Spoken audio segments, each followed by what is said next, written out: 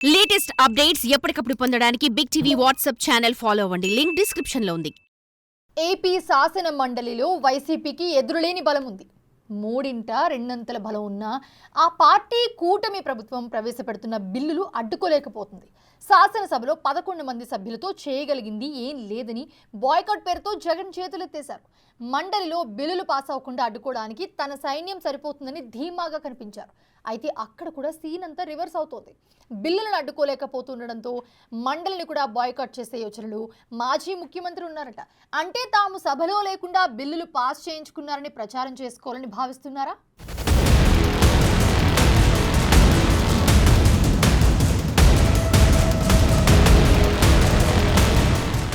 AP రాజకీయాల్లో ఎప్పటికప్పుడు శాసనమండలి హైలైట్ అవుతూనే వస్తుంది.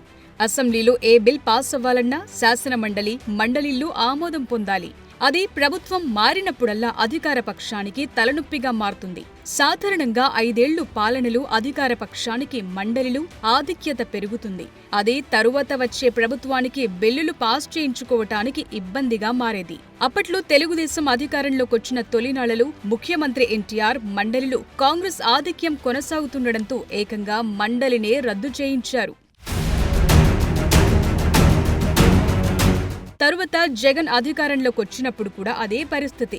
శాసన మండలిలో పాస్ అయిన 3 రాజధానుల బిల్కు మండలిలో టీడీపీ స్పీడ్ బ్రేకర్ వేసింది. దాంతో ఆగ్రహంతో రగిలిపోయిన జగన్ మండలి రద్దుకు అసెంబ్లీలో తీర్మానం చేయించారు. అయితే కాలక్రమేణా మండలిలో వైసీపీ బలం పెరగటంతో రద్దు విషయాన్ని కన్వీనియంట్ గా మర్చిపోయారు.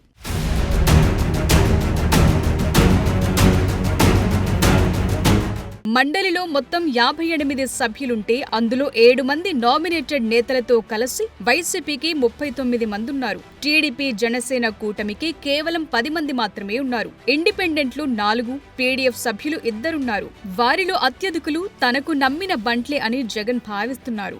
ఆ ధీమాతోనే శాసనసభకు ముఖం చాటేసిన జగన్ మండలికి మాత్రం తన టీంని పంపిస్తున్నారు. బిల్లులు పాస్ కాకుండా కూటమి సర్కారును ఇబ్బంది పెట్టడమే లక్ష్యంగా పావులు కదపాలని చూస్తున్నారు.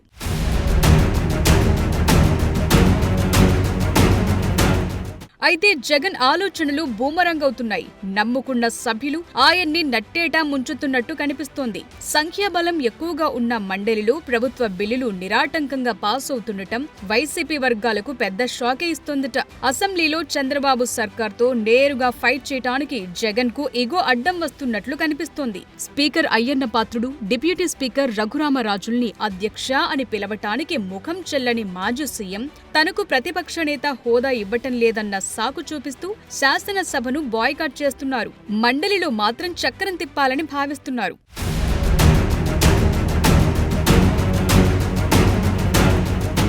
శాసనసభలో ఆమోదం చెందిన కూటమి బిల్లులు మండలిలో వైసీపీ వ్యతిరేకిస్తే ఆయా బిల్లులు తప్పనిసరిగా ఆగిపోవాల్సిందే. గతంలో టీడీపీ అపోజిషన్ గా ఉన్నప్పుడు అదే జరిగింది.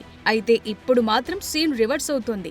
జగన్ సర్కార్ ప్రతిష్టాత్మకంగా తీసుకొచ్చిన హెల్త్ యూనివర్సిటీకి పేరు మార్పు బిల్లు, ల్యాండ్ టైటిలింగ్ యాక్ట్ బిల్లులకు వ్యతిరేకంగా మండలి సర్కార్ తీసుకొచ్చిన బిల్లులు మండలిలో ఆమోదం పొందాయి. వైసీపీకి బలమున్న మండలిలో బిల్లులు ఆమోదం పొందుతుండటంతో వైసీపీ వర్గాల్లో రకరకాల అనుమానాలు వ్యక్తమవుతున్నాయి.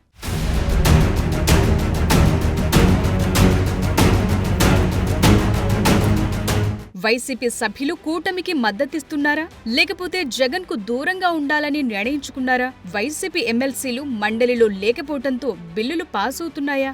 బిల్లులపై చర్చ సమయంలో సభ్యులు వాకౌట్ అవుతున్నారా? కొందరు కూటమి వైపు వెళ్లాలనే ఆలోచనలో ఉన్నారా? ఇలా రకరకాల ప్రశ్నలు ఉత్పన్నమవుతున్నాయి. ఈ పరిస్థితిని చూస్తున్న వైసీపీ అధ్యక్షుడు మండలిని బాయ్కాట్ చేయాలనే ఆలోచనలో ఉన్నారట.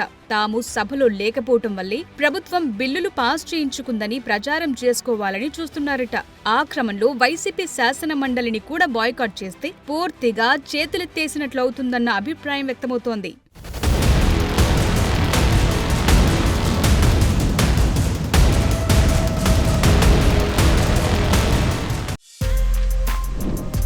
For more videos like this, subscribe Big TV channel.